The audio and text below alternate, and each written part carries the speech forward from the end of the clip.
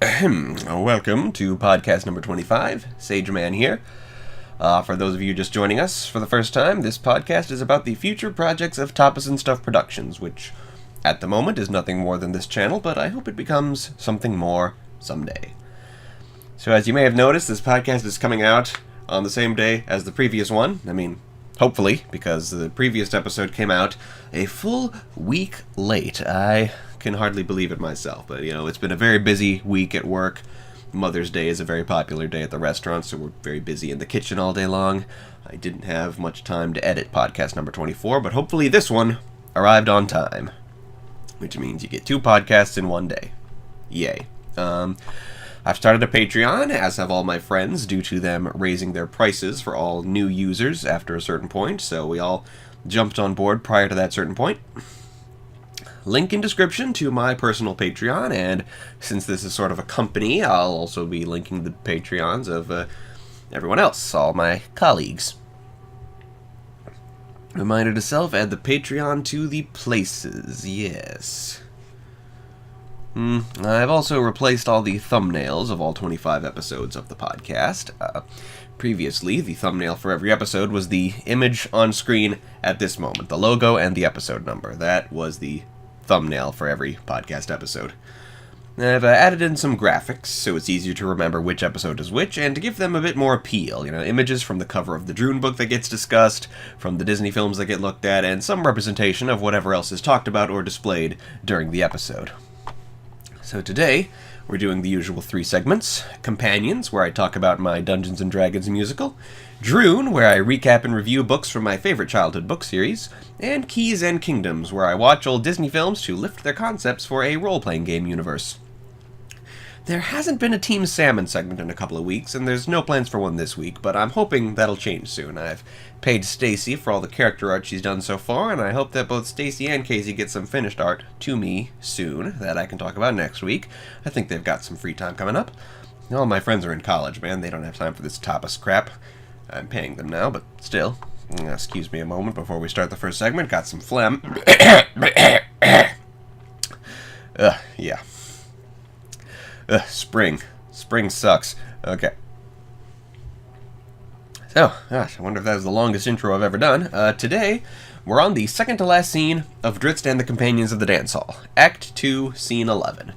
It starts with Irenicus staggering out into the streets of Kalimport, ready to regroup to begin his plan all over again, but he's found by 3 characters from his story of origin, Imoen, Jaheira, and Minsk.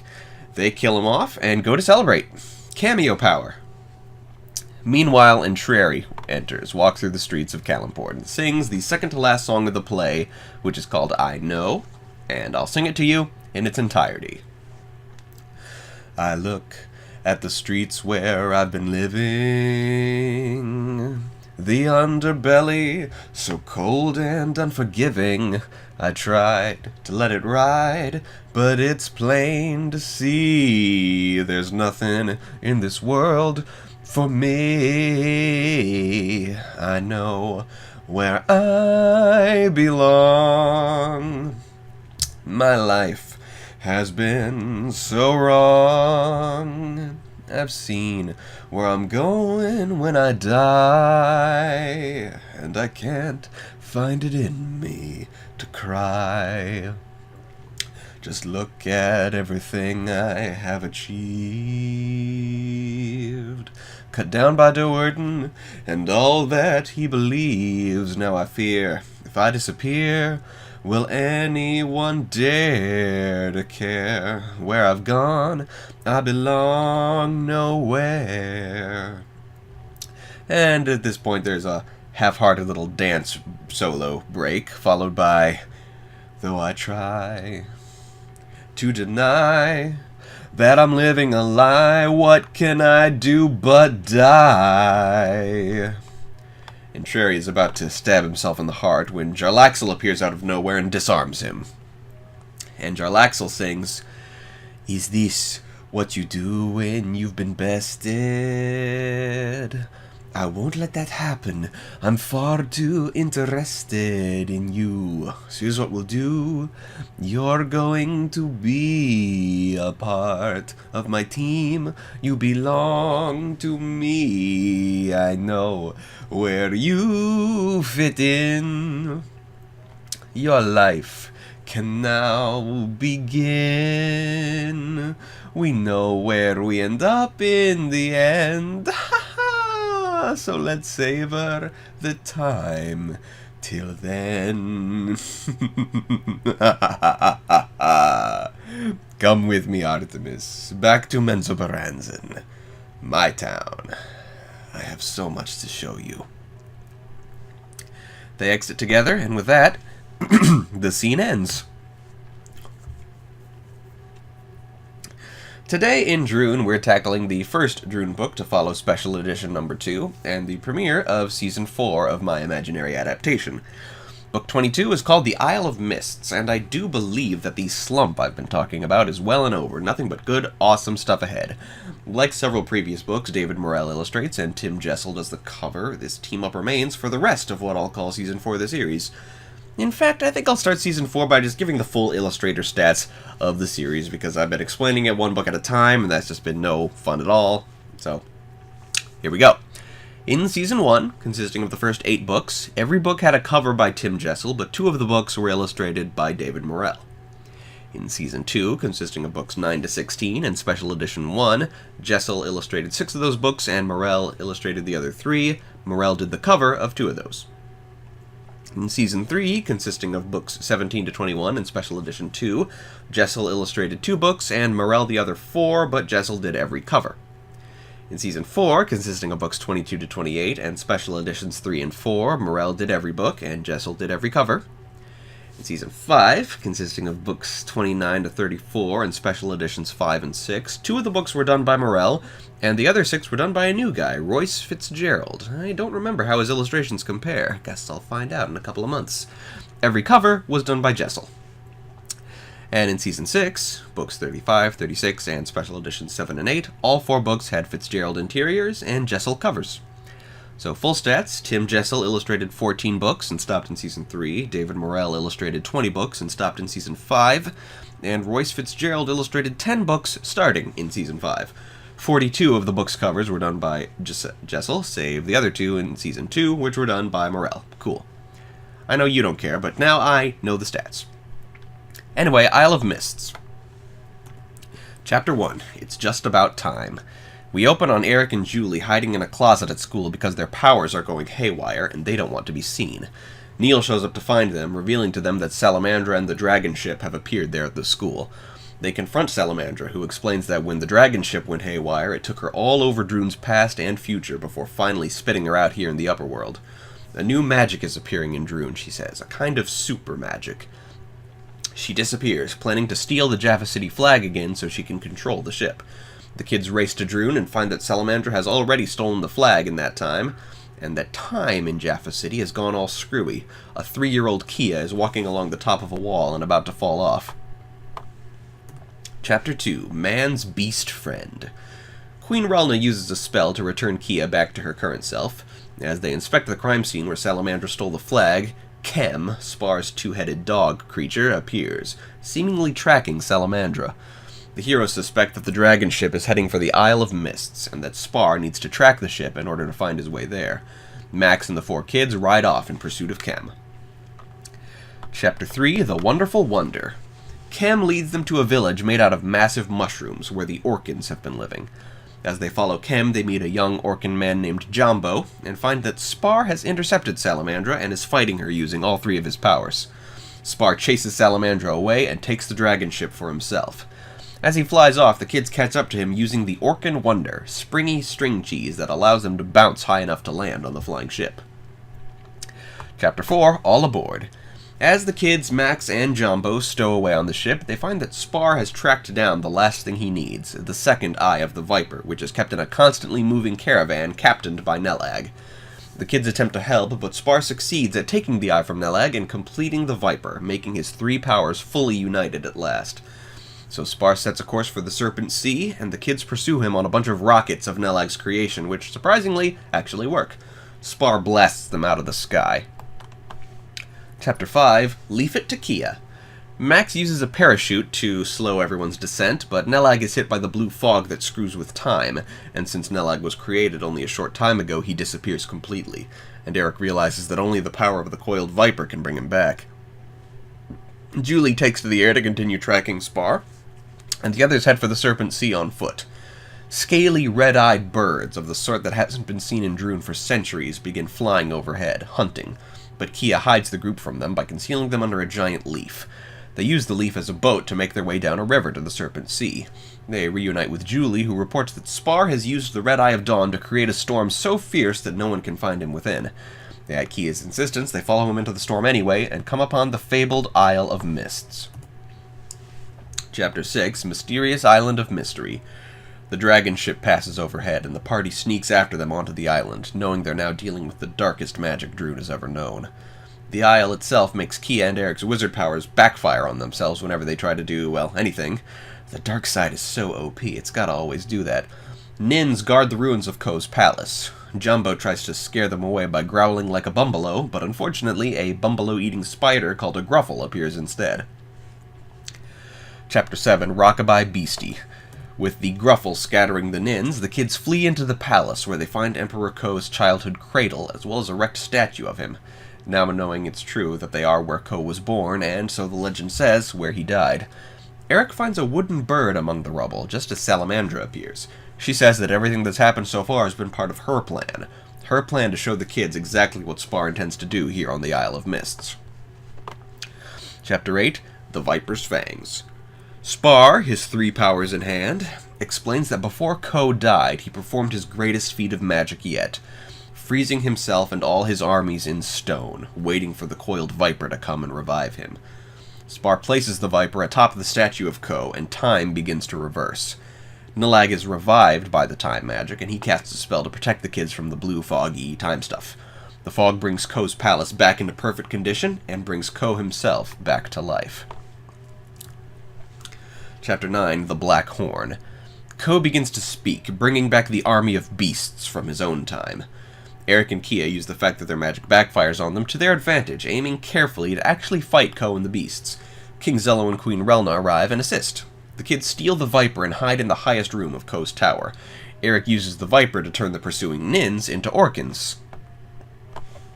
Chapter 10, A Misty, Moisty Morning. With his Nin forces depleted, Ko takes the beasts and retreats.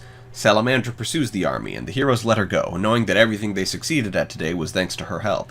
The Isle of Mists, which turns out to be on the back of a massive serpent, slithers away, and the heroes sail away on the Jaffa Wind. As they return to Jaffa City, they discover that Kem and Spar have stowed away on the ship, and have been transformed into a 2-headed puppy and a 12-year-old boy. The young Spar promises to help them defeat Ko. The rainbow stairs reappear, and the kids ascend it, promising to return as soon as they can. Eric looks at the wooden bird he nicked from Ko's lair, which begins to speak to him. So yeah, this was an exciting book. Kem returns. I always liked him as a kid and was sad he was only in one book. Now he's not anymore. The new names are less stupid, and what a shakeup. Not only Emperor Ko returning to life, but Lord Spar becoming Kid Spar. Very awesome. A wonderful comeback after the slump. Spar and Salamandra were written a bit too comically for my taste, especially since this is Spar's last appearance as an evil sorcerer for some time. Maybe ever, I think. I can't remember. But yeah, could have done him better. Also, Salamandra's skin is repeatedly described as green in this book when it's supposed to be purple, but overall, excellent book. Sorry about that. I had to pause for a moment and check my work schedule. Also gave me a chance to clear my throat again. Okay, adaptation of this Droon book. We have 3 new guest characters. For the role of Jambo, I'm thinking Thomas Lennon. Originally, I pictured him painted blue for the role. Now that the show is animated, yada yada, you know the routine. Emperor Ko, for those who don't recall, is a muscular minotaur-like beast with 4 arms and 3 burning red eyes. As soon as he was resurrected, and I knew he'd appear in the flesh and have lines and stuff, I knew that his voice would have to be provided by Ron Perlman. Finally, for the wooden bird, who gets actual lines in the next book, but does talk a bit here, just says Eric's name, David Spade. No reason, it's just always been a dream of mine to cast David Spade in a dramatic role. I have a nostalgic fondness for the guy. And today in Keys and Kingdoms, we're watching Bedknobs and Broomsticks, which, going in, all I know about it is that it's a lot like Mary Poppins, only there's Nazis in it, maybe? And there's a cartoon soccer segment in it, maybe? That's all I know going in. I'm eager to get out of this Bronze Age and start talking about more modern films. I've been watching way too many old Disney films. I keep making references that no one gets. Plus, I'm kind of racist now. Our opening credits roll over a cool tapestry thing and music that covers all of Europe. Sherman Brothers music again, always a plus. We open in England in 1940, where the Rawlins siblings are at a children's shelter to get away from the London bombings. They've been assigned to the home of one Miss Price, played by Angela freaking Lansbury. She's awesome. I like her. Miss Price is resistant to taking in the three children, but on orders from the government, she has to. Miss Price rides a motorcycle that belches green smoke and is said to smell of sulfur. That's a nice supplement to the Droonian influence of including modern vehicles. The three kids are phony baloney cockneys, or possibly real cockney kids who are just bad actors, I don't know. Miss Price's cat is called Cosmic Creepus, which she says is a name he chose for himself rather than one she gave him. Clearly a familiar of some sort. The package she came into town to retrieve turns out, unsurprisingly, to be a broom of flying. We learn that Miss Price attends a correspondence course at a college of witchcraft and has attained the rank of apprentice witch. She learns how to operate the broom, and the kids witness it, so that's kind of the biggest possible giveaway that their new temporary guardian is a witch. They attempt to blackmail her, but she puts the kibosh on that by temporarily turning one of them into a rabbit. That's a polymorph spell. That's a 4th level spell, way beyond the abilities of an apprentice. This movie's magic system is absurd. Anyway, she casts a transportation spell on a bed knob. There's both our title objects introduced well before Toyland was in Babes in Toyland, so kudos there for a title that makes sense. So we'll allow one of the kids to give a destination, screw in the bed knob, and the bed will fly them there. When her witch college is shut down, they use the bed to go to London and find Professor Brown, played by David Tomlinson, who is a mere street magician who is shocked to discover that Miss Price is a real witch, and that the spells he's been teaching her actually work.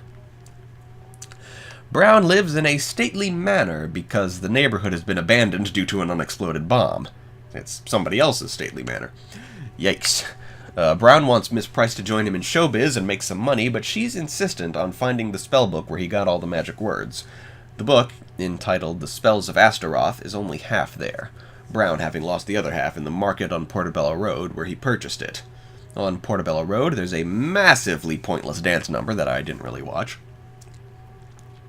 After they search the market for the book for a while, they're approached by a thug named Swinburne, played by Bruce Forsyth, who works for the bookman, played by Sam Jaffe. The bookman turns out to possess the other half of the book, and like Miss Price, he's after the spell that's described, right at the point where the book splits. A spell of substitutionary locomotion. As it turns out, all it says is that the incantation can be found engraved on Astaroth's amulet, which was stolen from him by the uplifted animals he created and taken to their home on the island of Naboombu. The bookman and Swinburne pull knives on the heroes, but they use the magic bed to flee to the cartoon world of Naboombu. I expected the bookman to maintain presence as the main antagonist of the film, but surprisingly, he's never seen again. Being uplifted animals, that is to say, animals made intelligent and anthropomorphic by magic, would be a nice backstory for Keys and Kingdom's natives, had I not already decided that natives are in fact the first race, and therefore predate anyone who could have uplifted them, hence the name natives.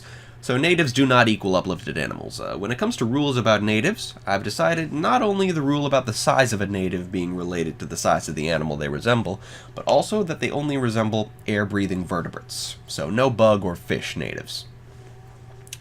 Though we do open the Naboombu sequence in a lagoon with a bunch of anthro-fish and other aquatic things. Perhaps they come across as more civilized in underwater lands because merfolk have the natural ability to speak to them. Specifically, what I've written in my prototype player's handbook is that merfolk can communicate with fish and whales. I know that's a bit restrictive. Maybe I could throw in crustaceans and cephalopods too, but saying they can communicate with all aquatic creatures is just too broad and unrealistic. Humans are not allowed on Naboombu, so they're taken before the king, who, naturally, is a lion. He talks like a pirate for some reason. He's voiced by Lenny Weinrib, as is his secretary, who is a secretary bird. That's a joke that's way too obvious if you know a secretary bird is a thing, but not a lot of people do, so nice touch. The king wears the Star of Astaroth, but is in a bad mood because he wants to play a game of soccer but doesn't have a referee. Professor Brown volunteers to referee the game for him. The crowd much prefers the blue team to the king's team, who play dirty. The implication being that the king executes referees who call out his team's playstyle, and that's why he can't find a referee, but Brown, as ref, simply lets the behavior of the king's team slide, letting the king win the game and remain happy. The king's team consists of himself, a rhinoceros, a hyena, a warthog, a crocodile, and a gorilla. The opposing team consists of a hippopotamus, an ostrich, a kangaroo, a cheetah, and an elephant. I wouldn't mind seeing how that fight would actually go if it was like a 6-on-5 fight to the death. Yes, 6-on-5, the king's team seemed to have one more member than the opposing team does, because king, I guess. Also, the paramedics are vultures and seem to be really eager whenever someone gets hurt. That was a funny touch. Anyway, once the game is over, Brown swipes the amulet from the king, and they all flee back to Miss Price's house on the magic bed. The spell of substitutionary locomotion turns out to be the animation of objects, which is a 5th level spell, so at least that's consistent, that it's higher level than the polymorph thing. The spell turns out to bring way too many things to life that Miss Price can't control, so she gives up on it. Then, Nazis raid the British countryside just to prove that they can, like you do. Brown gets the courage and willpower to cast his own spells in order to protect Miss Price and the children, while Miss Price finds the power to animate an entire museum full of suits of armor to fight off the Nazis. There's some truly extraordinary practical effects involved in bringing the objects to life. It's really cool. So, with the Nazi brigands chased off, Miss Price resolves not to be a witch anymore, and Brown joins the army so he can be of service, protecting people and doing some good. The kids are disappointed that they won't get into any more magical hijinks, but the youngest of them still has the magic bedknob. And apparently Roddy McDowell was in this movie somewhere, playing a character named Mr. Jelk. I did not spot him, and I don't remember any character in the movie by that name. Oh well. So that movie was pretty good. Nothing extraordinary, but I liked it. It was really weird trying to see Angela Lansbury as a young woman, you know. Even though she was young when they made the movie, she still looked so much like Angela Lansbury, who I know as a very elderly woman. Does that make sense? Oh well. Anyway, it is, it is Tuesday, which is the day that I'm supposed to release podcasts. I simply had to get this podcast recorded, and it's Tuesday, and I still haven't even edited last week's podcast, so, hopefully, if I successfully edit and release both podcasts, by today, you get to it once. Here's hoping for that. Later.